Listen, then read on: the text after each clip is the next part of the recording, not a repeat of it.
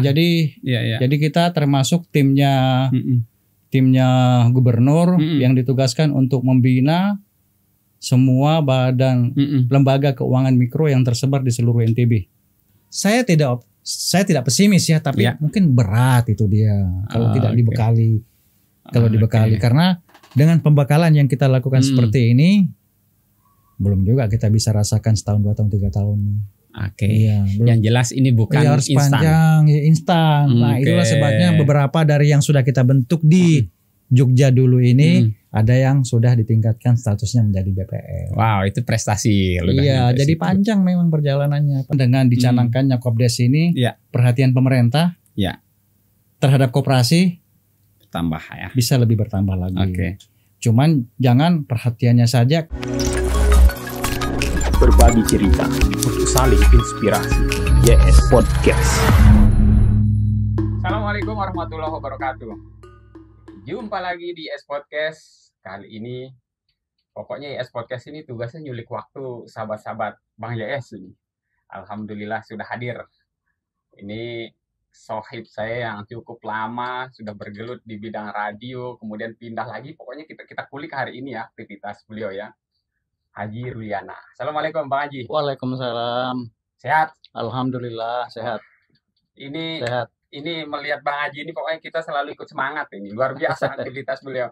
Bang Haji, ini Bang Haji Ruli, kita melihat sekarang lah ya. Tapi sebelum kita masuk nih ke pembahasan kita akan membahas bagaimana Kopdes, Koperasi Desa Merah Putih yang sedang dikembangkan oleh pemerintah kita Bang Haji. Tapi sebelum itu, bagaimana sebetulnya Bang Haji ini pengalaman dulu berkecimpung bidang broadcast juga ya? Iya.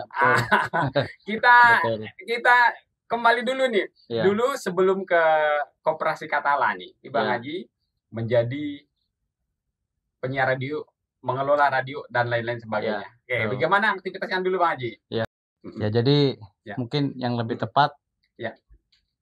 Pertama dalam kesempatan ini kita sampaikan permohonan maaf dulu, permintaan maaf dulu, karena tentunya di dalam podcast ini kita tidak ada maksud untuk menggurui mungkin atau kita tidak ada maksud untuk lebih jago. Iya, betul. Iya, jadi dalam kesempatan ini pertama ingin saya sampaikan kita akan berbagi pengalaman saja. Sesuai pengalaman. Iya, pengalaman saja dan mungkin pandangan dari profesional karena sampai saat ini saya juga di koperasi itu ditugaskan atau diberikan amanat sebagai seorang profesional.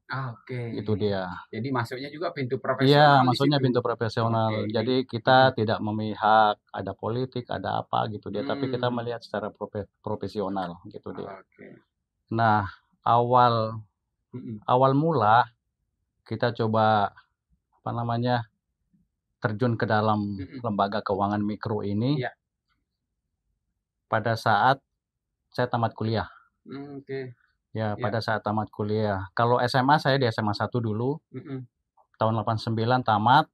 Melanjutkan studi ke Jogja, STI Widya Wiwaha. Tamat tahun 93. Dan setelah tamat tahun 93 namanya keberuntungan. Saya pernah nyicipin apa yang namanya kata BLC dulu. Jadi kata BLC itu asik sebenarnya. Jadi pada saat tamat, saya sempat ke Jakarta untuk mengadu nasib di sana. Karena teman-teman itu kalau biasanya tamat akunting itu kan, pengalaman yang paling berharga kan di audit, di auditor. Nah pada saat saya ke sana, sedang mencari-cari, Ndilala dipanggil untuk wisuda. Wisuda dulu. Belum wisuda dulu. Ya dipanggil. Nah sehari 2 hari setelah wisuda, kebetulan badan usaha milik daerah mencari orang gitu dia.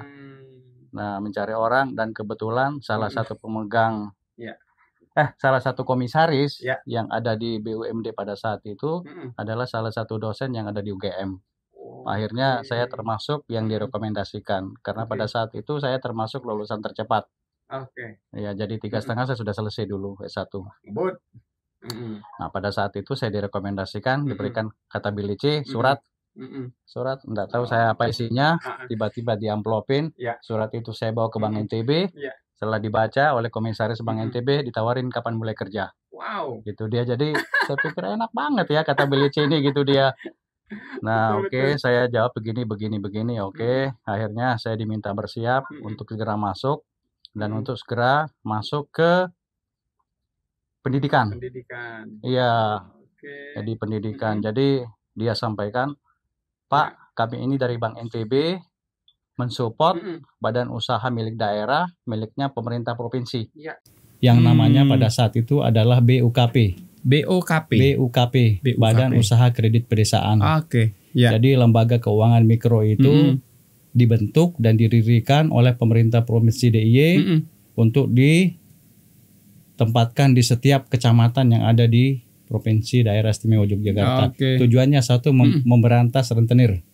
Iya, jadi betul, saat itu. Iya, saat itu kan galak-galaknya rentenir itu, tengkulak namanya kalau di Jawa. Betul. Nah, akhirnya kita siap. Saya bertiga, 2 dari kampus STIB di Waha, 1 dari UII.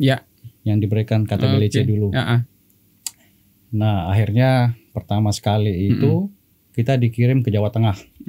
Pusat pendidikan perbankan miliknya Badan Kredit Kecamatan. Badan Kredit Kecamatan namanya. Karena di Jogja ini mengadopsi lembaga keuangan mikro miliknya Jawa Tengah yang namanya BKK. Badan Kredit Kecamatan. BKK sendiri mulai didirikan tahun 74. Sudah lama sekali. Jadi BKK ini adalah mengadop hampir semua daerah mengadopsi BKK. Jadi kayak pilot project? Iya, pilot project itu ada di BKK. Iya, contohnya kalau di Lombok namanya LKP. Lembaga Kredit Pedesaan. Itu kalau di Lombok. Itu kalau di NTB. Banyak tempat. Banyak tempat. Iya, kalau di Lombok namanya LKP. Lumbung Kredit Pedesaan. Kalau di Jawa Tengah namanya KURK. Kalau di Padang namanya Lumbung Pitih Nagari. Tapi badan hukumnya bersama-sama, cuma beda nama aja. Hampir semua. Itu jadi miliknya pemerintah provinsi yang memang didirikan untuk memberantas rentenir dan tengkulak-tengkulak yang sangat banyak sekali di daerah-daerah. Gitu dia. Nah, setelah itu kita dikirim ke Jawa Tengah selama seminggu. Ya. Dididik habis-habisan di sana sebelum ditugaskan kembali ke Provinsi Daerah Istimewa Yogyakarta. Nah, pada saat itu kita di bawahnya Sri Sultan. Oh, langsung gubernur ya. Jadi kita termasuk timnya gubernur yang ditugaskan untuk membina semua badan lembaga keuangan mikro yang tersebar di seluruh NTB. Jadi kita diminta menjadi konsultan sekaligus menjadi pembina teknis namanya. Pembina teknis. Iya, jadi hal-hal yang berkaitan dengan teknis. Masih muda sekali berarti saat itu. Pada tahun itu 94. Makanya. 94. Iya. Iya, pada saat kan fresh graduate kan berarti fresh graduate langsung terjun diberikan kepercayaan lembaga keuangan mikro. Lembaga keuangan mikro. Iya, cuman pada saat itu kan diplototin dulu siapa yang kira-kira terbaik yang bisa diberikan rekomendasi bisa bertahan jadi tidak sembarangan juga gitu dia pada saat itu. Dari situ ini kan Bang Haji Ruli udah begitu lulus dapat pengalaman istimewa di Gembleng. Kira-kira dari pengalaman itu berlangsung 5 tahun. Jadi tugas itu berlangsung 5 tahun. Jadi, ada evaluasi tiap tahun. Suka dukanya itu adalah kita diminta terjun keliling ke 75 kecamatan yang ada di pemerintah Provinsi DIY. Ya, jadi mulai ujung timur sampai ujung barat itu. Mulai dari kota sampai ke pelosok-pelosok itu. Wow. Iya, jadi kita diminta untuk mengaudit melakukan pembinaan, memastikan SOP dijalankan. Memastikan SOP dijalankan oleh semua badan usaha milik daerah ini gitu dia. Wow. Termasuk juga kita memberikan mereka budgetnya seperti apa, kemampuannya seperti apa. Dalam tanda kutip, ada yang nakal enggak? Gitu dia. Ada yang nakal enggak pengelola ini? Nakalnya di mana? Orang sudah store, enggak disorkan di kantor tapi dikantongin gitu dia. Nah itu di sana saya cukup berat. Karena kalau menemukan itu konsekuensinya berat. Karena laporan itu akan masuk ke gubernur. Hasil temuan audit namanya. Iya. Jadi hasil temuan audit itu harus masuk ke gubernur. Nah kalau sudah sampai di gubernur, maka sanksinya bisa di PHK langsung, bisa dimutasi, bisa di downgrade namanya. Jadi misalnya kalau pelakunya kepala badan usaha milik daerah itu bisa menjadi staf biasa atau bisa di PHK kalau pelanggarannya dianggap berat. Nah, terkadang kita di sana berat. Dilema. Iya, kalau kita tidak melaporkan, tim ini kan bukan saya sendiri, ada tim yang lain. Jadi kalau pada saat pertama kita temukan, tidak kita laporkan karena kita kasihan. Iya, betul. Tim yang kedua turun, ketemu lagi, iya. Dan kita diketahui tidak melaporkan itu, maka bisa jadi kita salah, ada kong kali kong atau apa.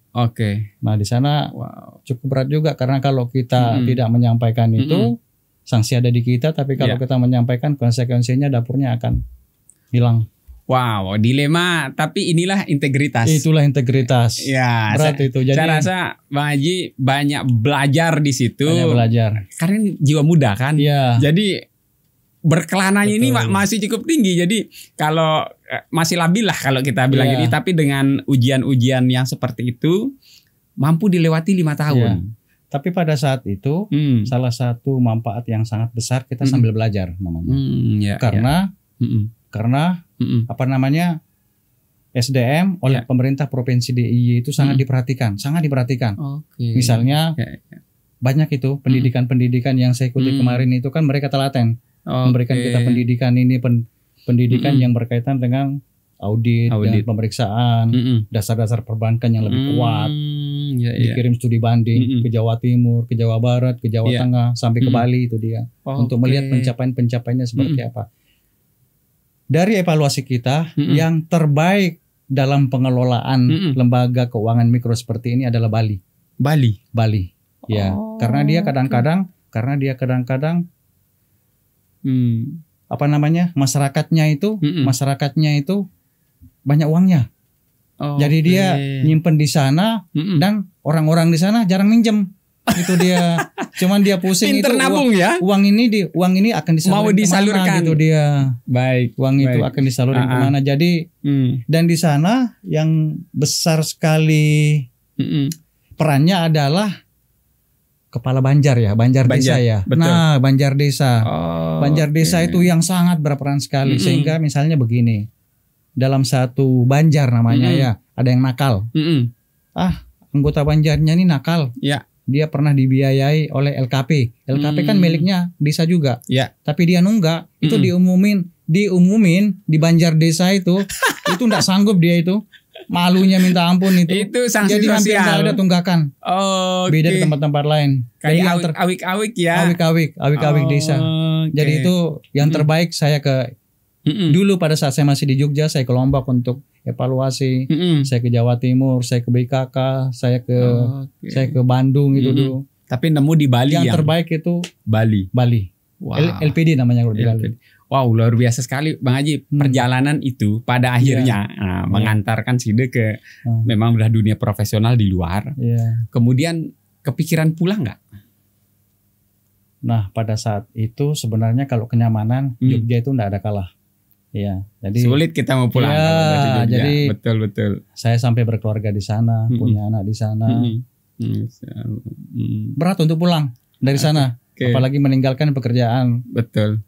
Jadi pada saat itu UMR di sana hanya 250.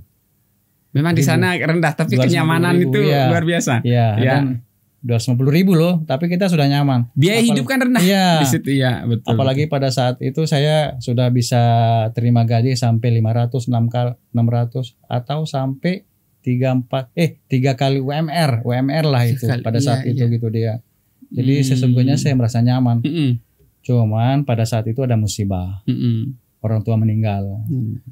Ibu di sini sendiri. Saya dilema juga di sana. Betul. Saya bilang saya harus meninggalkan pekerjaan ini untuk menemani ibu gitu dia. Pulang akhirnya. Berat tapi pilihan. Tidak ada pilihan sebetulnya itu. Tidak ada pilihan. Bukan pilihan itu. Tidak ada pilihan. Karena pulang. Salah satu kewajiban kita menemani orang tua. Betul. Itu dia. Akhirnya pulang. Panji Ruli pulang. Ya. Setelah pulang, kan nggak mungkin tiba-tiba langsung dikenal oleh orang, bergerak dalam bidang keuangan. Apa yang pertama kali setelah pulang? Pertama kali saya lakukan itu ya serabutan. Serabutan. Ya apa pekerjaan yang pokok yang dekat, sekiranya bisa menghasilkan itu. Saya jabanin tuh kata-kata orang tuh.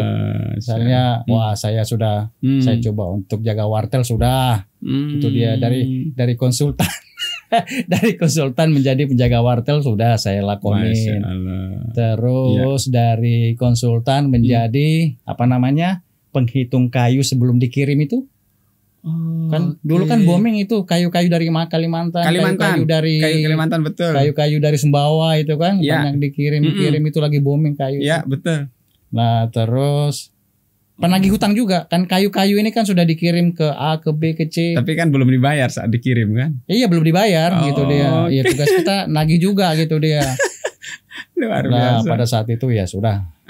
Berjalan lah. Berjalan aja. Biasa. Iya. Nah, cuman pada saat itu kalaupun ada saya terima penghasilan, lebih banyak saya buat surat lamaran lagi. Surat lamaran. Kadang-kadang teman-teman di pos itu, Pak Ruli, apa enggak bosan ya ngirim surat lamaran terus, dia bilang gitu. Udah saya kirim kemana-mana, ke Pentura juga sudah dulu pada saat itu, ke pemerintah Provinsi NTB juga sudah. Itu dia. Pada saat itu tiba-tiba ada 2 panggilan. Satu di Senggigi di hotel. Dan satunya di Koperasi Katala yang butuh accounting. Nah, pada saat itu informasi yang saya terima, Pak Ruli kita sudah 3 bulan lebih nih nyari accounting nih di Koperasi Katala nih. Cuman kan belum ada yang belum pas. Sesuai ya? Iya, belum ada yang pas. Ya. Wah, Pak Ruli mau ikut? Mau ikut bergabung di sana? Enggak, tes dulu. Tes seleksi lah ya. Seleksi. Mau ikut seleksi enggak? Boleh, saya bilang gitu. Pada saat itu saya bersama 10 orang. Ya, yang dicari orang. Berapa orang? 1 orang.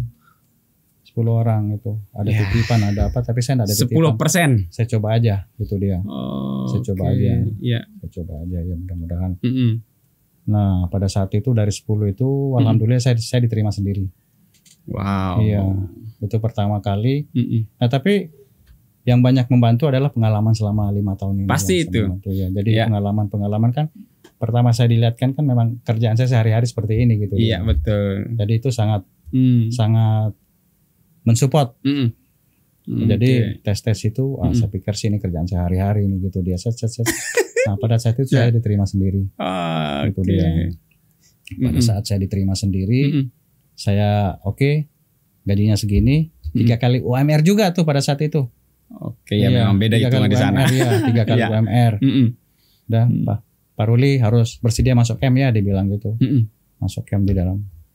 Pada saat itu namanya Koperasi Katala Newmont, masih di bawahnya Newmont. Itu awal saya diterima tahun 2001 Februari. Wah, saya baru pulang tuh dari 2001. Februari 2001. Saya baru kuliah bergabung.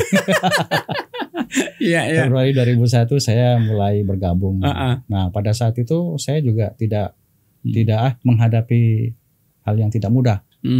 Karena pada saat itu begitu saya masuk, saya lihat kondisi koperasi ini, kalau saya bilang carut marut mungkin enggak, ya. Tapi saya mau berangkat dari bagaimana hasil audit yang sudah dilakukan oleh auditnya perusahaan, audit dari pihak luar. Nah, hasil audit sendiri pada saat itu atas pembukuan tahun 2020 itu unauditable namanya. Unauditable. Jadi tingkatan audit ini kan ada wajar tanpa pengecualian, wajar dengan pengecualian. Ya, pada saat itu unauditable namanya. Jadi auditor tidak menemukan objek audit yang diperlukan, itu dia. Jadi tidak bisa diaudit intinya. Ya, karena bisa disebabkan tidak tertib, tidak keuangannya tidak jelas, alur keuangannya tidak jelas. Nah, kita mulai berangkat dari sana. Dan yang paling kedua adalah pada saat itu Koperasi Katala ini di bawah titik nadir kepercayaan orang-orang. Jadi yang saya hadapi adalah orang yang resign setiap hari. Orang yang resign. Karena sebelumnya Koperasi Katala ini kan koperasi yang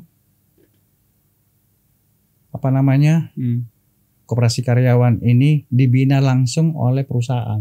Berarti termasuk semua karyawan-karyawan itu digaji oleh perusahaan. Newmont yang gaji. Iya. Ya, jadi disubsidi dia.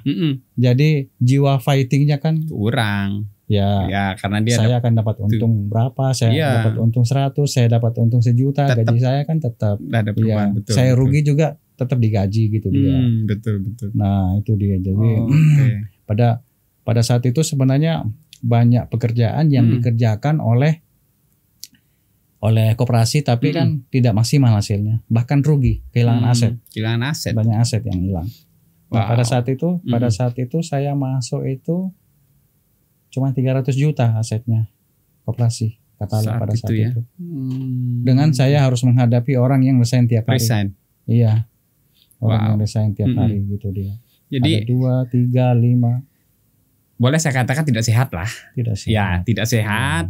Masuk dalam keadaan seperti itu. Berapa lama bisa beradaptasi? Nah, pada saat itu bagusnya karena pada saat itu pengurusnya itu sangat intens ya.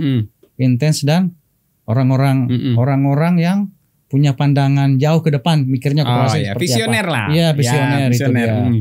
Jadi visioner dia. Jadi dia bilang kalau begini, ini kan kita berkaca dari hasil audit tahun 2020, hasilnya sudah seperti ini. Ya, nanti pada akhir tahun Desember 2021 harus kita audit seperti apa anunya. Apakah dan kita akan evaluasi, kalian akan bekerja apakah bisa membawa koperasi ini bisa diaudit, bisa diaudit dan hasilnya sudah sesuai dengan yang kami harapkan. Itu dia. Nah, pada akhir Desember, Desember kita diaudit yang pertama tahun 2001. Nah, hanya itu yang bisa pengurus lakukan untuk bisa menilai kinerja kita. Nah, jadi tahun pertama itu kita sudah mulai diaudit dan hasilnya sudah wajar tanpa pengecualian. Itu yang pengalaman pertama itu wajar tanpa pengecualian. Itu kan artinya jadi catatan. Apa yang selama ini kan mikirnya saya begini. Saya ini tukang obrak-abrik pembukuan loh. Semasa jadi konsultan kan? Iya. Sekarang menjadi saya objek. Harus buat. Sekarang saya harus buat itu dia. Jadi objek dan yang sekarang saya objek. Iya. Ya. Kalau dulu namanya saya auditor, sekarang audite namanya. Audite. Yang diperiksa. Gitu dia. Wah, semua saya tahu semua. Apa yang you butuhin saya sudah siapin semua. Semua gitu dia, sehingga dalam waktu 11 bulan, 10 bulan saya sudah memberikan hasil wajar tanpa pengecualian kepada pengurus itu dia. Mereka happy gitu dia. Wow, ini gitu luar biasa nih Pak Haji. Jadi ya inilah kerja-kerja profesional di luar. Ini yang memperkaya. Artinya bisa dalam waktu setahun bisa membalikkan keadaan yang ada di situ, Bang Haji. Kalau kita berbicara, ini kan awam nih saya nih. Itu kan koperasi Katala artinya orang yang gajinya luar biasa ketimbang dengan yang di luar gitu. Kalau orang-orang luar ya enak lah ngelola uang besar yang ada di situ. Terus jumlah karyawannya lumayan yang nyetor di situ juga gitu. Apa ya sebetulnya kalau Bang Haji ini lebih enak ngurus di sana apa pengalaman di luar kemarin itu? Artinya tantangan yang ada di dalam gitu loh. Sebenarnya sama saja. Sama. Iya, sama saja. Kalau dulu kan kita tukang obrak-abrik. Ya. Pembukuan orang nih gitu dia. 75 badan usaha milik daerah ini kita harus obrak-abrik dia nih. Iya. Agar mereka bisa tertib administrasi gitu dia. Karena kalau di dalam profesional ya tidak akan pernah berhasil suatu usaha kalau dia tidak tertib itu dia. Kuncinya di sana.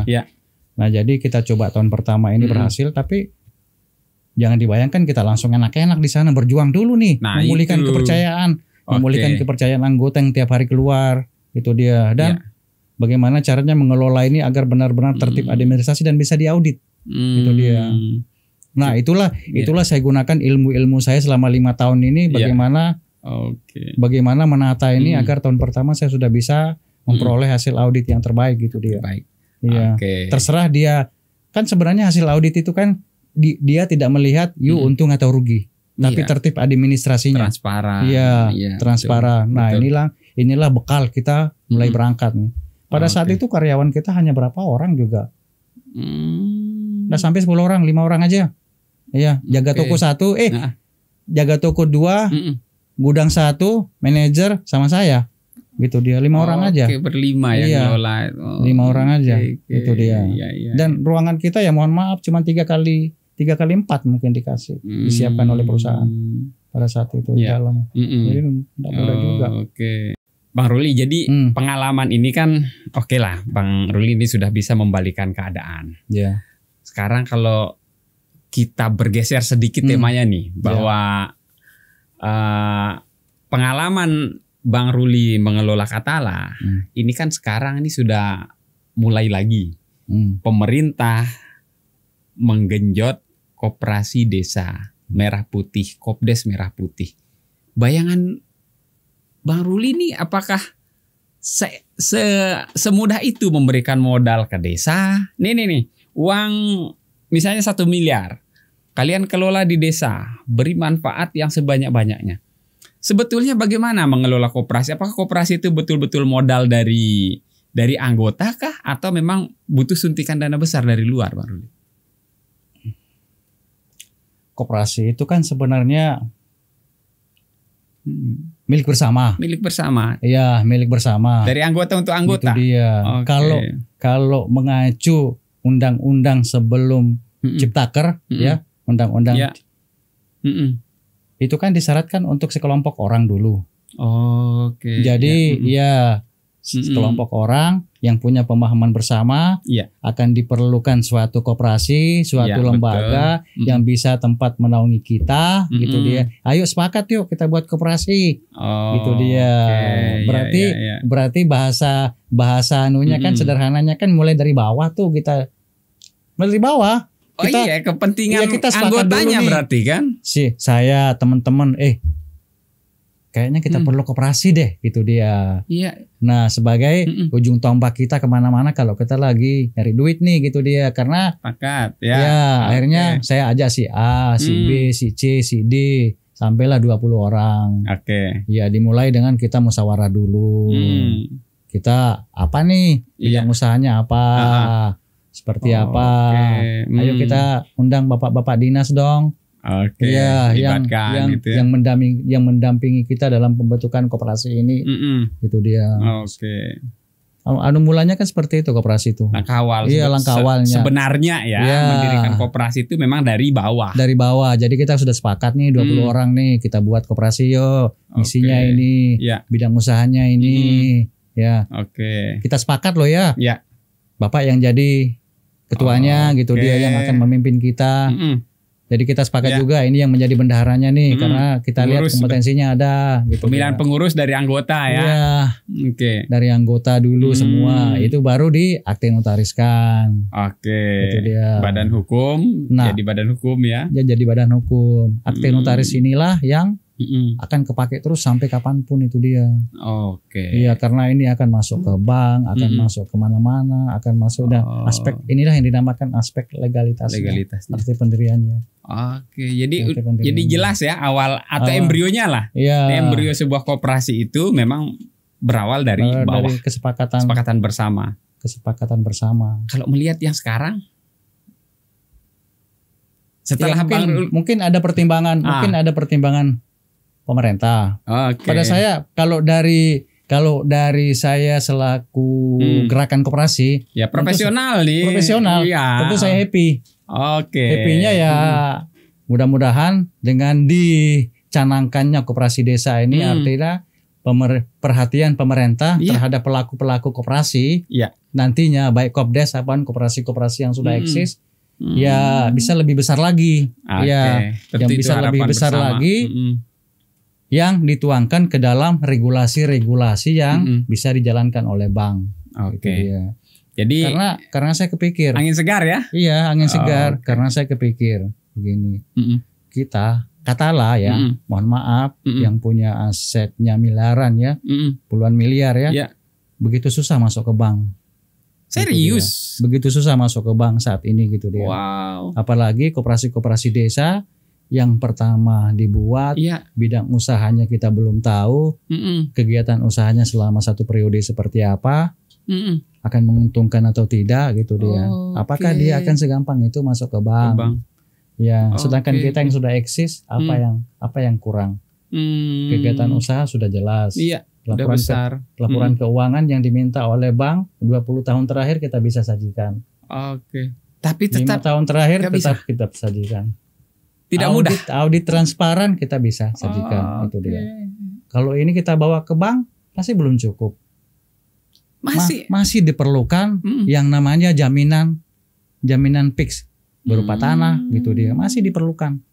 Kalau kita masuk ke bank sekarang ini. Ya, saya coba mengupayakan karena saya kan ya mohon maaf, saya bergabung dengan koperasi tahun 2001.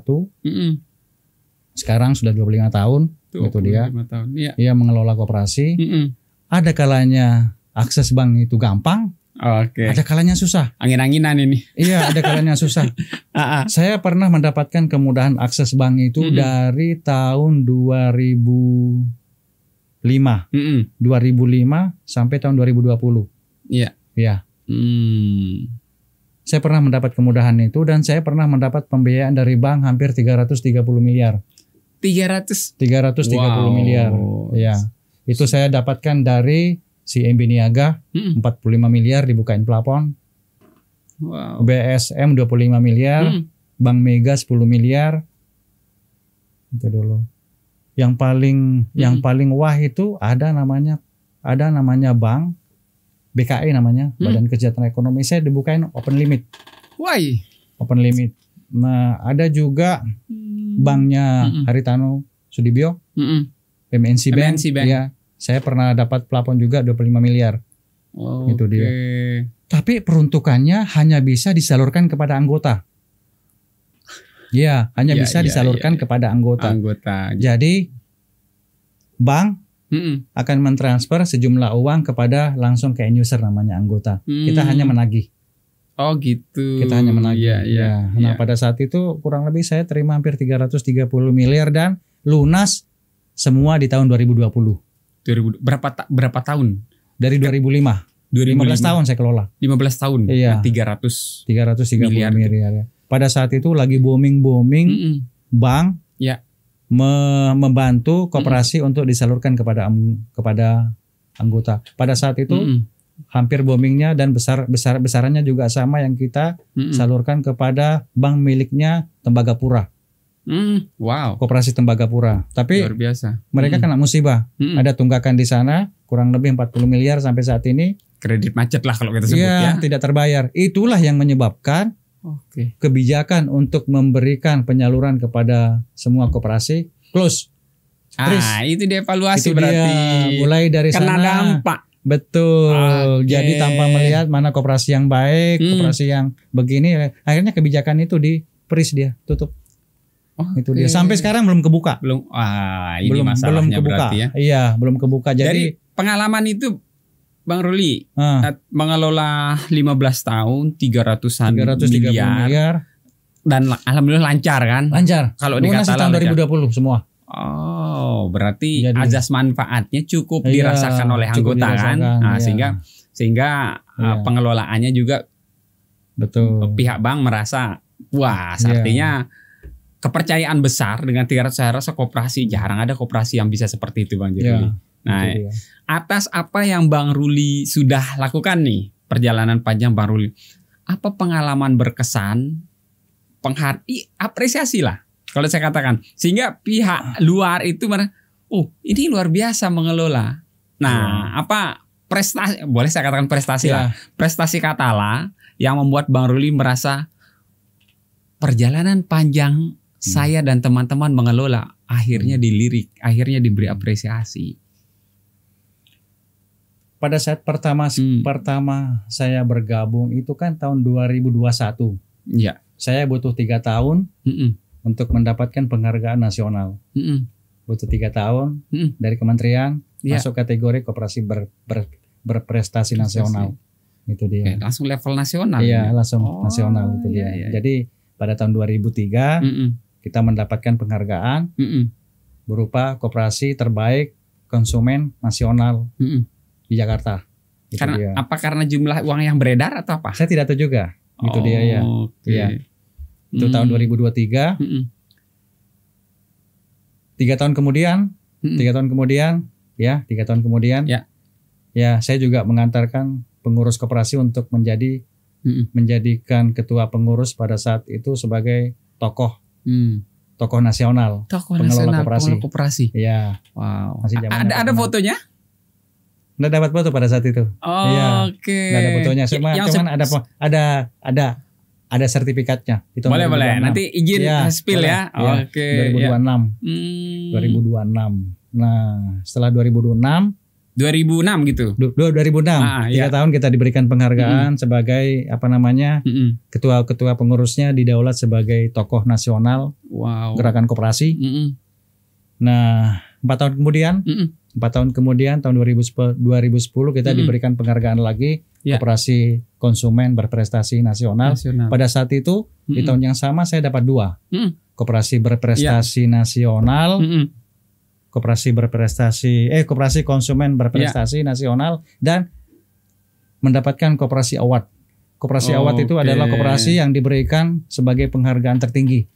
Jadi pemerintah memberikan penghargaan tertinggi itu namanya koperasi award. Di situ di tahun Katala 2000, dapat lagi. Katala dapat. Jadi tahun 2010 itu saya dapat 2 kali. Wow. Jadi perjalanan panjang itu. Dan terakhir 2016 saya dapat lagi koperasi konsumen berprestasi. Yang paling berkesan yang mana, Pak? Semuanya sih berkesan itu. Perjuangan ya, karena itu tidak mudah kan? Itu tidak mudah. Iya, karena itu tidak mudah dan betul. Perjalanannya panjang. Nah, cuman saya kalau yang saya rasakan paling berkesan pada saat ada Kementerian Koperasi menyelenggarakan di NTB Gemarkop. Program Gemarkop namanya. Gemar berkoperasi. Jadi kalau tidak salah itu ada hampir 30 atau 40 dikumpulin koperasi-koperasi berprestasi se-NTB. Diminta untuk mempresentasikan cara pengelolaan koperasi masing-masing kepada semua yang hadir yang dinilai oleh kementerian. Dan itu kan keliling dia. Misalnya sekarang gilirannya NTB. Besok jadi gilirannya di Bali. Besok lagi gilirannya di provinsi yang lain. Iya. Jadi menilai per provinsi ya. Iya, provinsi ya. Pada saat itu ya cukup ketat. Karena pertama koperasi saya tidak dikenal. Kan di atas gunung tuh. Di dalam nggak ada yang tahu koperasi Katala. Boleh kata-kataan ya. Iya. Tertutup lah di situ kan. Hanya untuk yang di dalam saja. Lihat kiri kanan gunung semua pasti. Iya. Nah, pada saat itu kebetulan setelah mempresentasikan tentang pengelolaan koperasi Katala, dinyatakan juara 1. Wah, itu senang banget itu. Iya, karena pada saat itu, nah saingan-saingan saya cukup berat itu koperasinya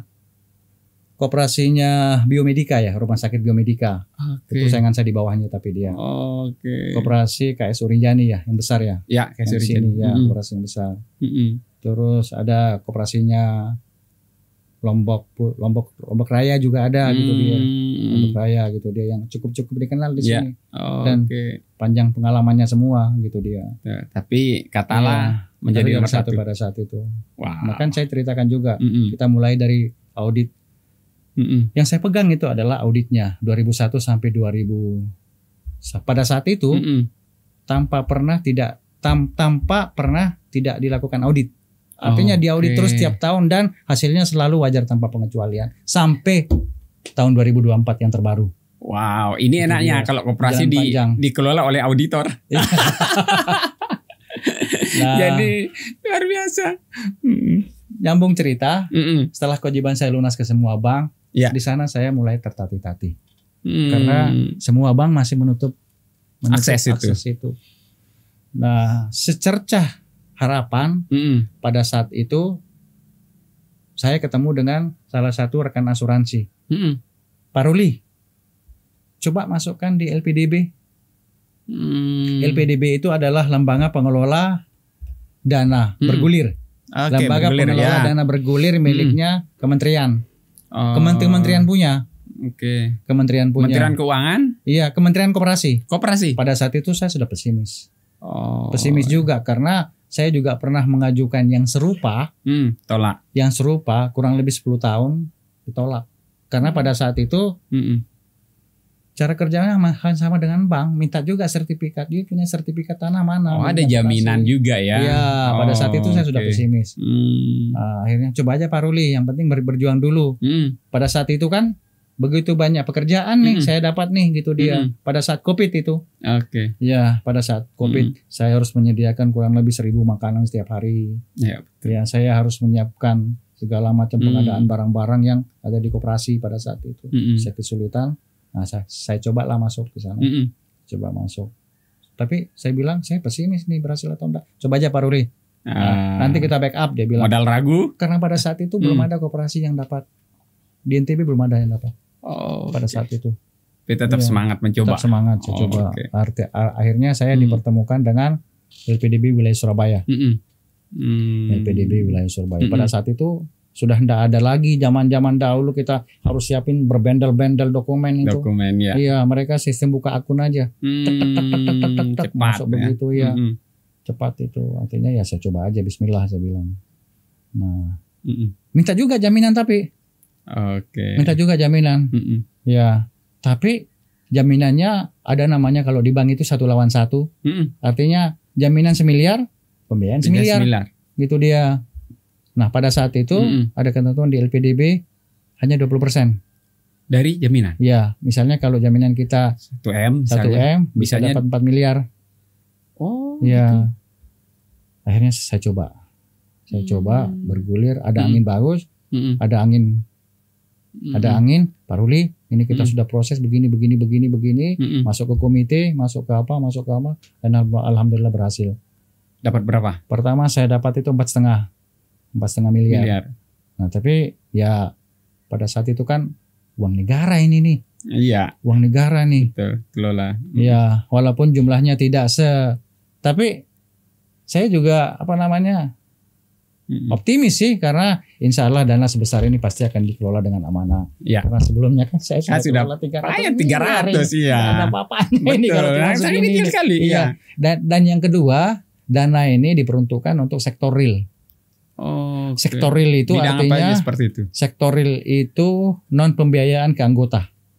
Pada saat itu tidak boleh koperasi menyalurkan kepada anggota uang ini. Hanya dipergunakan untuk membeli barang. Hanya dipergunakan untuk membeli barang. Pada saat itu saya sampaikan juga bahwa Pak ini koperasi saya mengelola kurang lebih hampir 70 UMKM lingkar tambang. Lingkar tambang. Iya. Nah, jadi mungkin ini agak berbeda dengan koperasi karena saya ikut membina UMKM yang ada di semua lingkar tambang. Jadi koperasi satu-satunya pintu masuk semua makanan. Nah, jadi mohon maaf kalau UMKM ini kan hasil produknya itu ada nasi kaput. Iya. Nasi kaput. Ada kue-kue, ada gorengan, berbagai macam ragam kue. Hasil UMKM. Ada lauk pauk, itu saya tampung semua. Itu saya tampung semua yang saya jalankan sekarang. Ada saya tampung semua dan pintunya hanya melalui koperasi bisa masuk ke Katala. Bisa masuk ke tambang. Wah, luar biasa. Iya, ada 70 UMKM. Nah, dan saya happy-nya bisa membantu perusahaan sekaligus dalam rangka membina UMKM ini. Nah, itu yang diapresiasi oleh perusahaan juga. Jadi koperasi bisa berperan sebagai kepanjangan tangan perusahaan untuk membina UMKM. Betul. Lumayan yang saya bayar per bulan ke UMKM ini. Rata-rata sebulan itu 1 miliar. Nasi kaput, kue, gorengan. Untuk 70 itu? Iya. 1 miliar. 1 miliar setiap bulan. Perputaran uang besar berarti untuk UMKM kita di situ. 1 miliar itu dia. Jadi saya happy bisa membantu kan sesuai dengan amanatnya KTT. Iya. Jadi koperasi ini bagaimana caranya agar bisa berguna dan bermanfaat untuk masyarakat juga. Nah, kita masuk lewat sana. Gitu dia. Jadi kita tampung. Tapi perusahaan memberikan pesan, pastikan makanan yang masuk ini layak untuk dikonsumsi.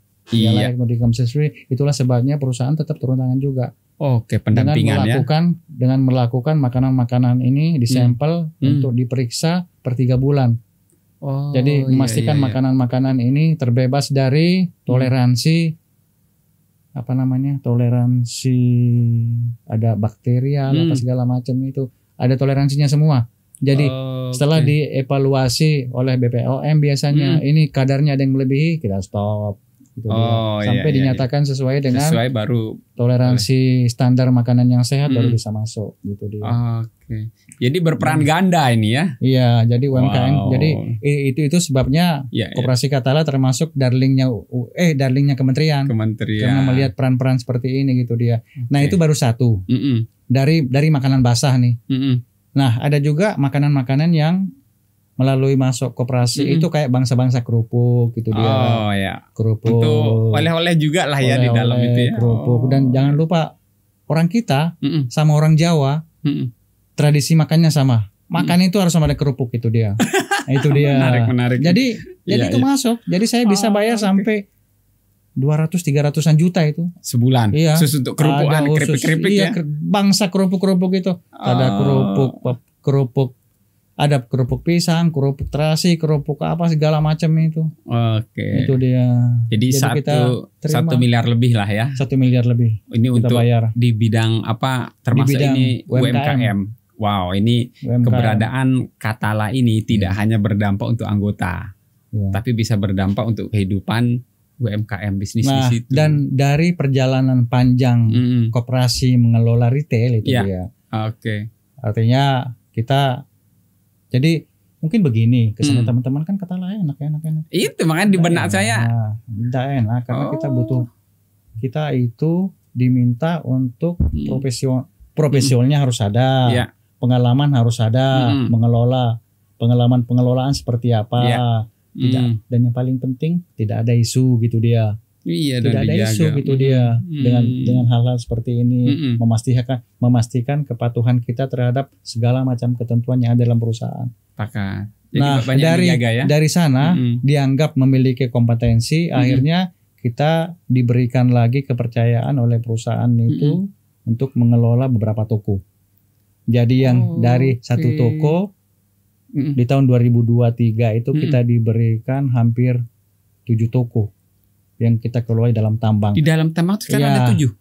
Ada toko. 3 toko besar. Ada namanya di Townside itu besar, ada namanya di NCC itu besar, ada namanya di BNT itu besar. Sehingga karyawan kita yang kita pekerjakan untuk mengelola makin bertambah ini 70-an orang. 70 karena ada satu toko 24 jam. 24 jam, ada satu toko yang mulai operasi dari jam 4 sampai jam 10 malam. Itu dia. Shift malam ini ya. Ada shift malam. Nah, cuman yang paling penting adalah kewajiban koperasi dengan undang-undang ketenagakerjaan. Itu karena pada saat penandatanganan kontrak untuk menjalankan bisnis seperti itu, Pak Ruli, yang kita pesan adalah semua manpower di dalam tambang sini harus memenuhi undang-undang ketenagakerjaan. Sehingga mohon maaf kalau kita di luar kan kita gampang aja. Misalnya saya tugasin kasir nih, kasir 1,5 misalnya, sudah jalan, dalam tidak boleh. Tidak boleh karena ada ketentuannya. UMK Sumbawa Barat sudah 2,8. 2.800.000. 2.800.000. Wow. Belum lagi ditambah lembur. Lembur itu bisa 1 sampai 1,5. Sudah berapa? Belum ada transport apa segala macam. Wah, gitu dia. Jadi ya mohon maaf sih, Katala kadang-kadang jadi idola juga pencari kerja gitu. Iya dong. Tapi saya bilang ke kementerian, saya ini berusaha agar orang tidak melirik sebelah mata terhadap koperasi. Jadi jangan sampai koperasi ini jadi pelarian. Wah, bisa koperasi ini kalau memang bisa maksimal, beda-beda tipis dengan pegawai negeri, saya bilang begitu kan.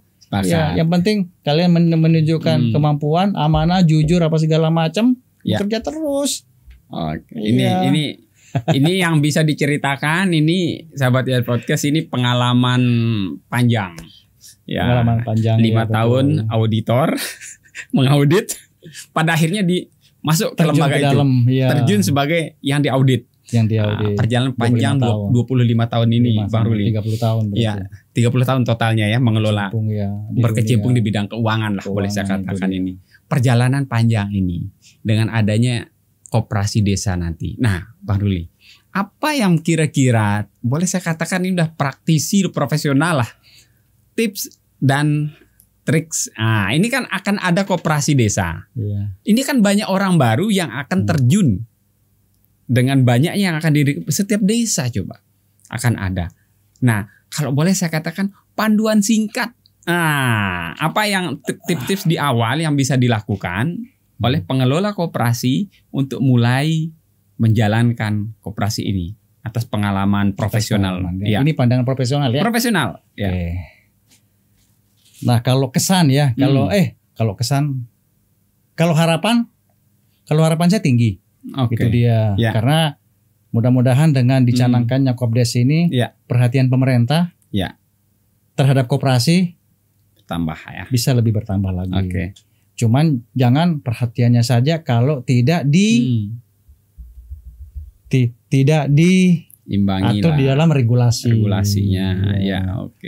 Diatur dalam regulasi. Seperti sekarang pemerintah membantu penyediaan dana melalui Menteri Koperasi nanti, melalui LPDB namanya ya. LPDB itu saya dapat 2 kali.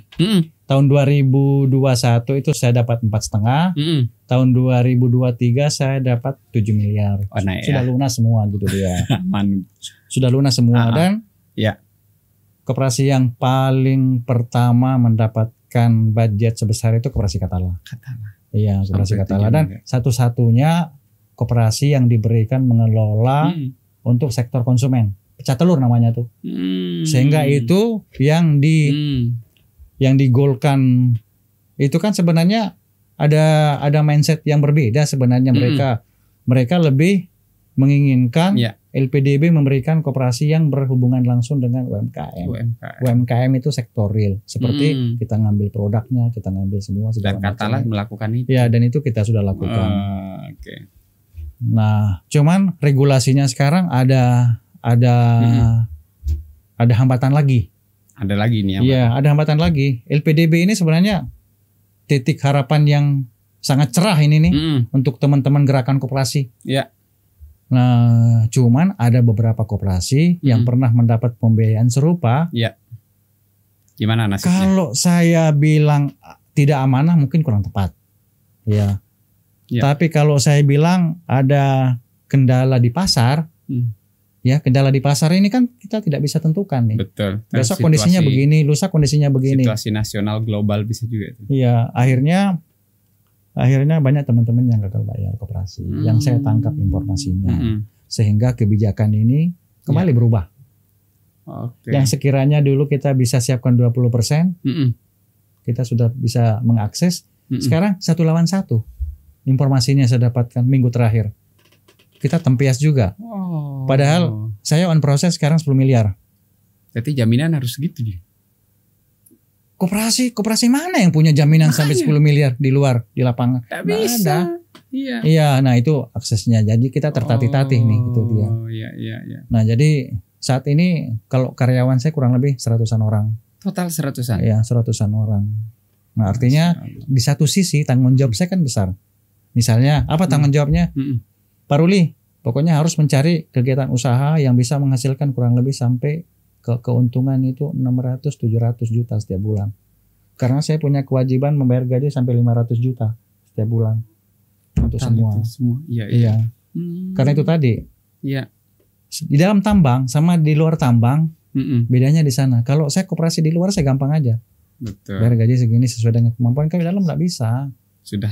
Nggak bisa gitu dia susah. Jadi jangan kita ngelihat koperasinya enak begini. Nggak bisa. Banyak aturan bro. Banyak aturan.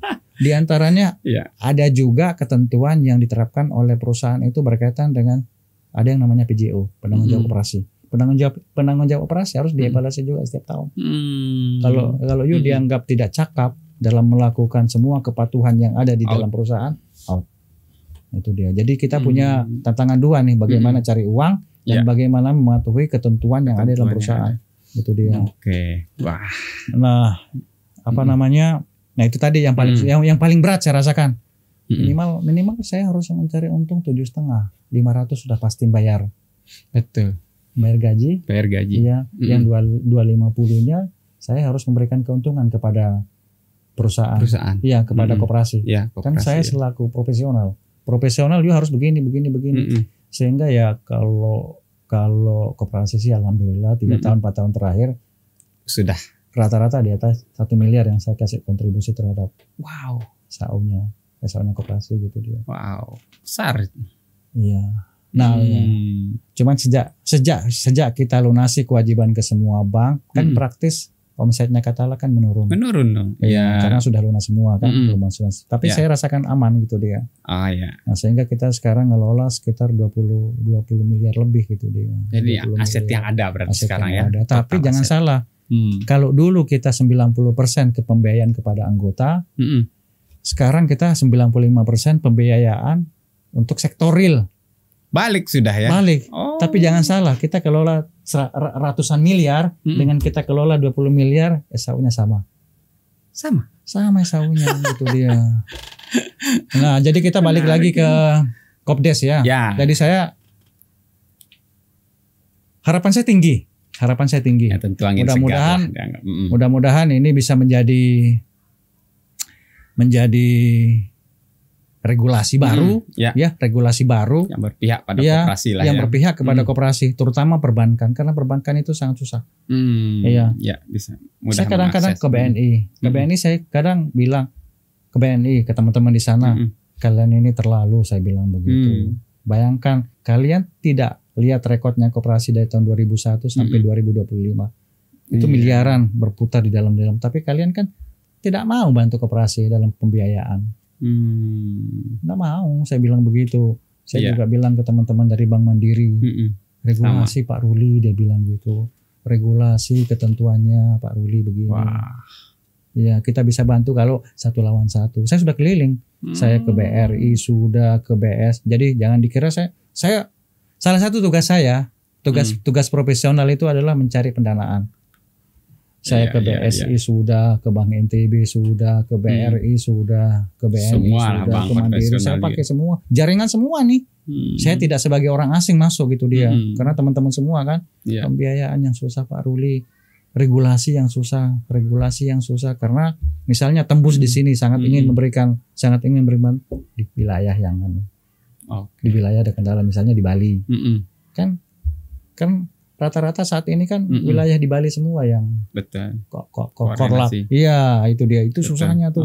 Saya bilang ke Mandiri, ke BNI yang kalian terlalu, saya bilang gitu. Melihat seperti apa kan kalian tinggal tidak melihat perjalanan panjang ya. Tidak melihat perjalanan panjang.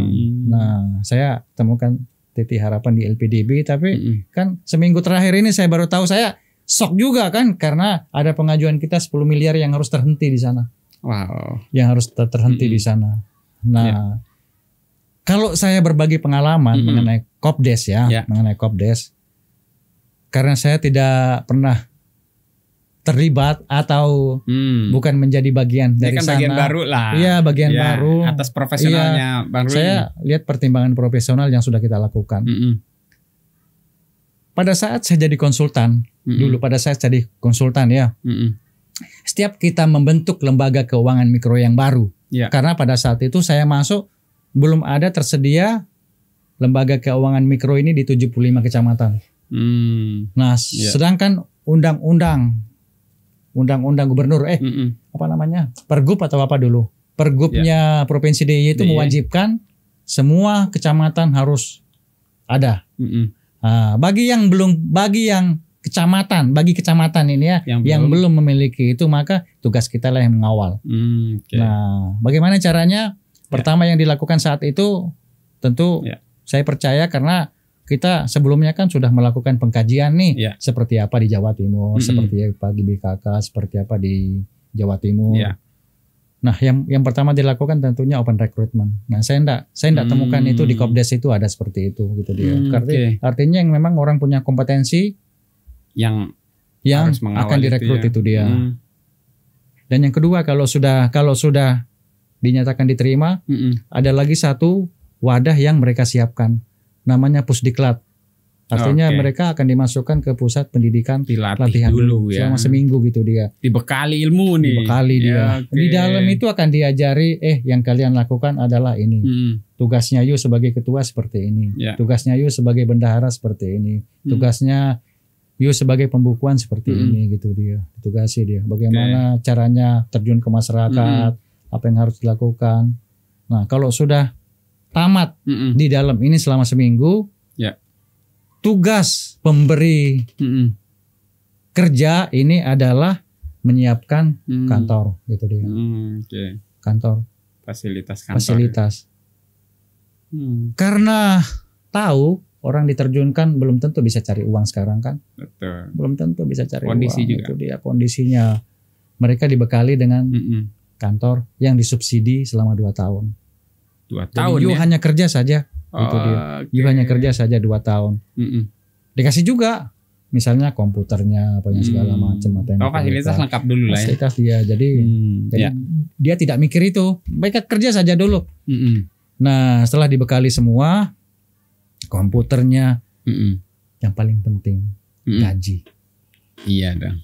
Gaji. Tak bisa ndak digaji. Dari mana mereka beroperasi? Nah, gaji itu pada saat itu standarnya tetap UMR. Nah, kalian akan disubsidi gaji selama 2 tahun. Gajinya seperti ini. Gitu dia. Kalau kepala mungkin lebih tinggi sedikit, tapi ini UMR 2 tahun. Itu disubsidi. Nah, selepas 2 tahun baru dilepas, silahkan. Mandiri lah ya. Mandiri. Silahkan. Nah, di Kopdes ini saya belum lihat seperti itu gitu dia. Nah, sehingga saya sih tidak bilang pesimis, tetap optimis itu. Nah, cuman teman-teman di lapangan mungkin agak berat. Apakah sudah apakah pernah kajian melalui yang khusus yang panjang seperti ini? Betul. Karena saya dengar teman-teman di lapangan itu, bagaimana gajinya kita nih? Uang aja enggak ada gitu dia, seperti apa? Dan tidak dimodali gitu dia. Artinya hanya apa namanya ya? Ini mohon maaf ya, informasi yang saya dengarkan modal pinjaman. Sehingga salah satu yang membuat teman-teman di LPDB itu lambat merespon kita punya proposal yang 10 miliar itu karena semua tim di LPDB terjun untuk mengawal pendirian koperasi desa ini. Gitu dia. Nah, sehingga paling tidak kena dampaknya koperasi-koperasi yang sudah eksis ini bagaimana? Apakah perhatiannya juga ada pemerintah gitu dia? Karena yang di LPDB saat ini ya, yang saya tetap tiktokan sama teman, banyak koperasi yang terpaksa terhenti. Belum dapat diproses dulu karena teman-teman fokus ke sana dulu. Fokus ke Kopdes ini. Ini berat memang. Ya. Nah, kan kita belum tahu. Kita misalnya teman-teman ini ditugaskan untuk ini cari seperti apa kantornya, mau di mana, salonnya seperti apa, mau terus di mana uangnya gitu dia. Betul gitu dikiranya plak ini kelola. Itu yang saya tidak kebayang itu.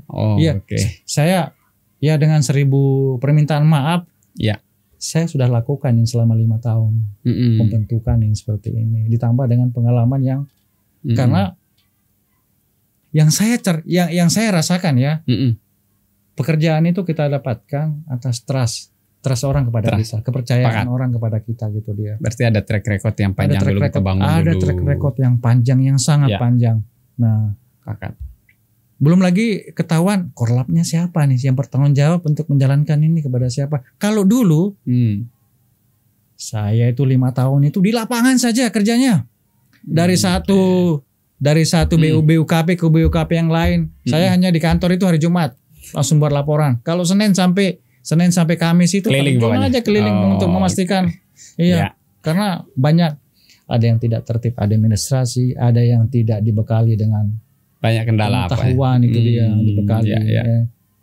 Banyak pokoknya, ada yang dalam tanda kutip pangkal gitu dia kan. Ada yang tanda kutip setoran masuk tapi tidak dibukukan. Banyak itu. Pokoknya banyak sekali lah. Itu banyak. Nah, ini dia tidak dijelaskan seperti apa. Bidang usahanya nanti akan seperti apa. Karena ini terpaksa saya harus bilang kebijakan ini kan top down dia sebenarnya. Top down dia. Jadi perintah untuk mendirikan koperasi di masing-masing desa. Anggotanya siapa? Karena anggota ini adalah sumber pendanaan. Betul. Iya, sumber pendanaan. Oke. Ya, sumber pendanaan ya walaupun tidak besar, ya tapi sangat membantu. Betul.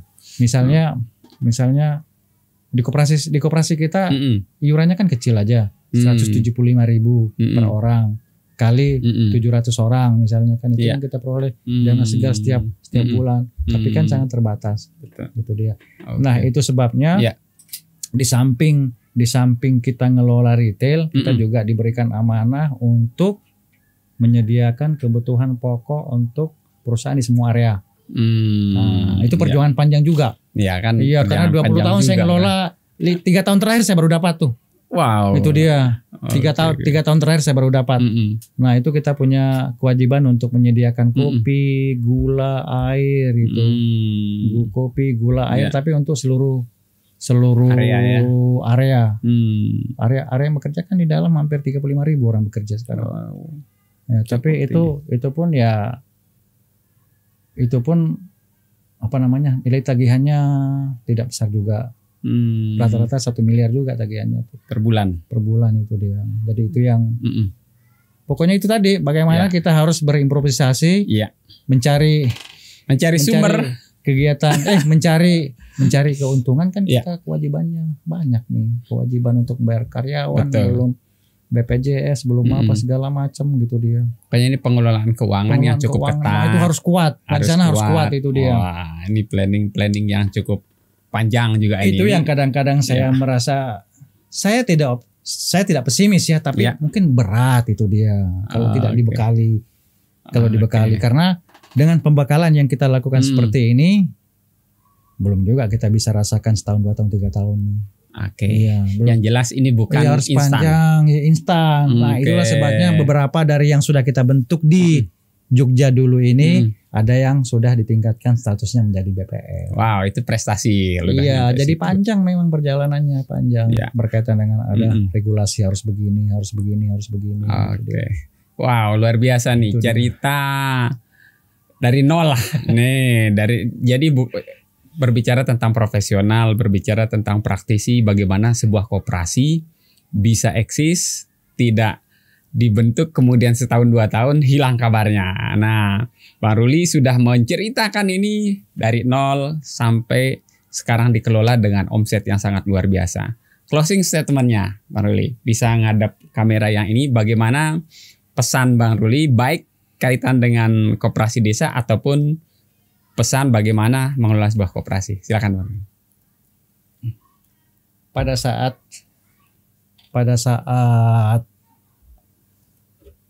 saya mendapatkan adanya koperasi desa ya, itu tadi harapan saya tinggi. Cuman kalau tidak dibekali dengan apa yang pernah kita lakukan seperti ini, ya mungkin pengelolanya atau siapapun yang bertanggung jawab mungkin bisa memperhatikan yang ini. Itu dia. Kalaupun terlambat, dia masih bisa paling tidak namanya studi banding. Iya, karena kita pun juga begitu dulu. Sebelum membentuk ini kita ke A dulu, kita ke Jawa Tengah.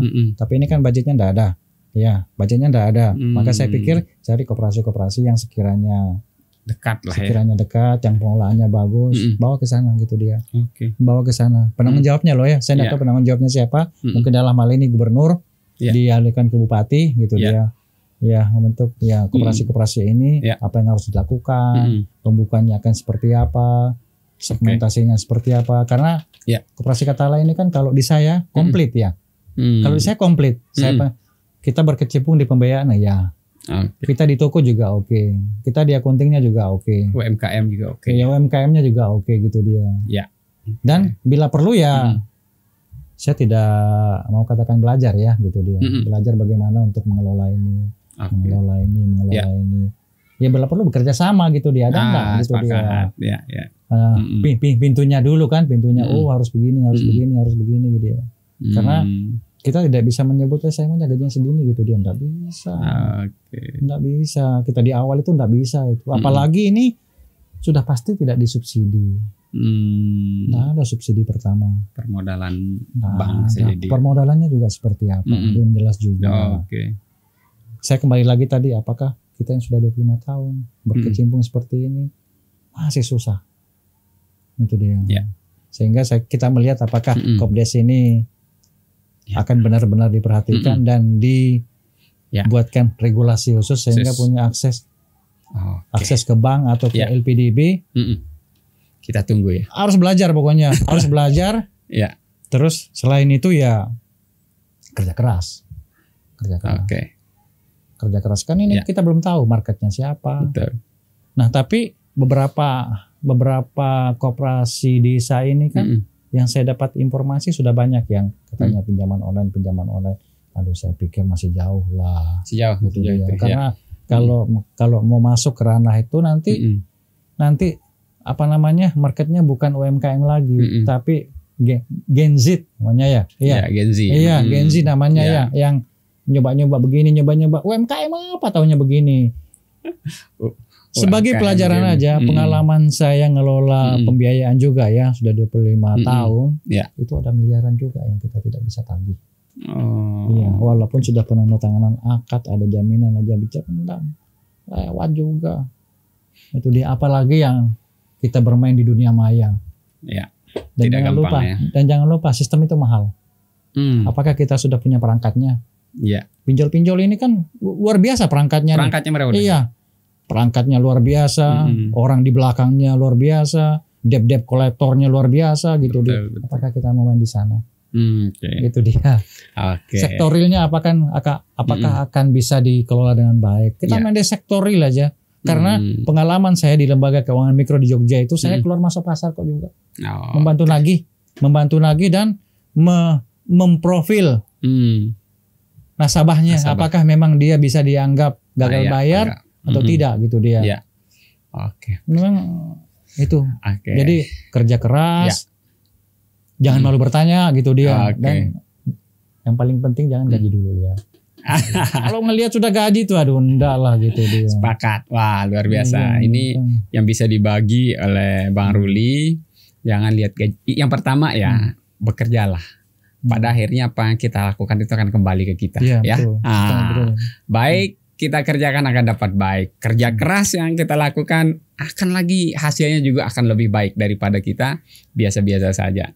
Luar biasa, terima kasih waktunya. Ya. Pak Haji Ruli, saya culik karena isunya adalah bagaimana koperasi bisa eksis dengan tentunya pesan Bang Ruli tadi kalau didukung oleh regulasi yang tepat.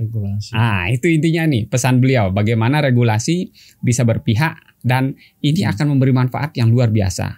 Mendengar cerita tadi di Katala manfaatnya sangat luar biasa. Jadi pemerintah, kami sangat berharap angin segar kata Bang Ruli tadi. Semoga ini bisa menjadi secerca harapan ke depan. Ekonomi masyarakat kita bisa bergulir lebih cepat dan tentu masyarakat kita dapat manfaat yang jauh lebih besar. Luar biasa Bang Ruli. Terima kasih sekali lagi atas waktunya di YES Podcast berbagi cerita untuk saling inspirasi. Luar biasa. Demikian. Sebelumnya kita di Katala itu ada program. Siap. Jadi sebagai ikatan emosional kita antara koperasi dengan anggota, setiap tahun itu kita memberikan apresiasi kepada anggota. Nah, apresiasinya bisa seperti ini. Jadi dia bisa jadi kenang-kenangan. Setiap tahun ada ini. Setiap tahun itu dia. Katala. Katala. Jadi ini kalau tidak ada setiap tahun ini anggota marah-marah nih gitu. Jadi ini sudah menjadi ikatan emosional nih. Luar biasa. Iya. Dapat spesial dari Katala ini. Wah, YES Podcast dapat luar biasa. Terima kasih Pak Haji. Istimewa. Bisa kita pakai kemana-mana ini. Luar biasa. Bisa koper. Iya. Luar biasa. Eksklusif ini ya. Nah, dari Katala. Terima kasih sekali lagi Pak Haji Ruli. Ya, mohon maaf kalau ada salah-salah kata, kalau ada hilap-hilap kata. Ini luar biasa. Banyak yang mau belajar tentang koperasi, tonton sampai tuntas podcast Bang YES kali ini. Oke, demikian yang bisa saya bahas dengan Bang Haji Ruliana. Moga bermanfaat dan menjadi modal Kopdes ke depan. Ini ilmunya daging semua yang ada di sini. Demikian, Assalamualaikum warahmatullahi wabarakatuh. Berbagi cerita untuk saling inspirasi. YES Podcast.